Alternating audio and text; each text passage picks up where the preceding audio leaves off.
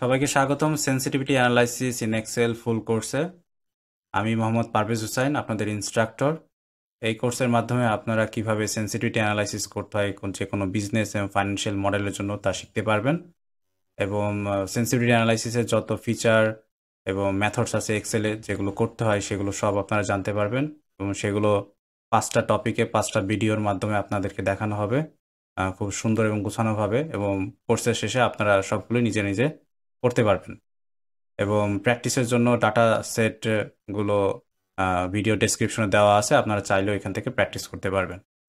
তো আমাদের কন্টেন্ট হিসেবে আছে প্রথমে গোলসিক, যেটা হচ্ছে একটা পার্টিকুলার বিজনেসের পার্টিকুলার আউটকাম আপনি ক্যালকুলেট করতে পারবেন অটোমেটিক্যালি।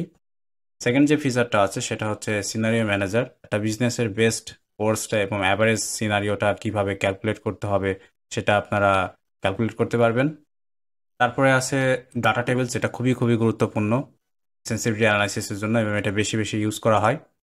এটা দুইটা ক্যাটাগরি আছে, 1 variable data table and 2 variable data table. Number 4 আছে কাস্টম কন্ডিশনাল ফরম্যাটিং, এটা খুবই গুরুত্বপূর্ণ। এটা ডাটা টেবিলসের পরে অবশ্যই আপনাকে শিখতে হবে, কারণ যদি আপনার ডাটা টেবিল খুবই বড় হয় এবং ক্রিটিক্যাল ভ্যালুগুলো তখন বের করা খুবই কঠিন হয়ে পড়ে, তখন কাস্টমাইজ করে যদি আমরা কন্ডিশনাল ফরম্যাট করে থাকি তাহলে খুব ইজিলি আমরা আমাদের ক্রিটিক্যাল ভ্যালুগুলো আইডেন্টিফাই করতে পারবো এবং বিজনেসের ডিসিশন নিতে পারবো। 5 নম্বরে হচ্ছে আমাদের টর্নেডো গ্রাফস, যেটা দিয়ে আমরা হচ্ছে আমাদের সেন্সিটিভিটি অ্যানালাইসিসটা ভিজুয়ালি রিপ্রেজেন্ট করতে পারবো। তো আজকে এই পর্যন্তই ভিডিও। নেক্সট ভিডিও থেকে আমরা অ্যাকচুয়াল যে অ্যানালাইসিস সেটা শুরু করব।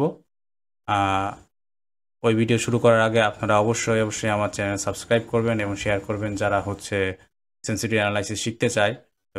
বাংলায় কন্টেন্টও আছে, আপনারা অবশ্যই তাদের সাথে শেয়ার করবেন।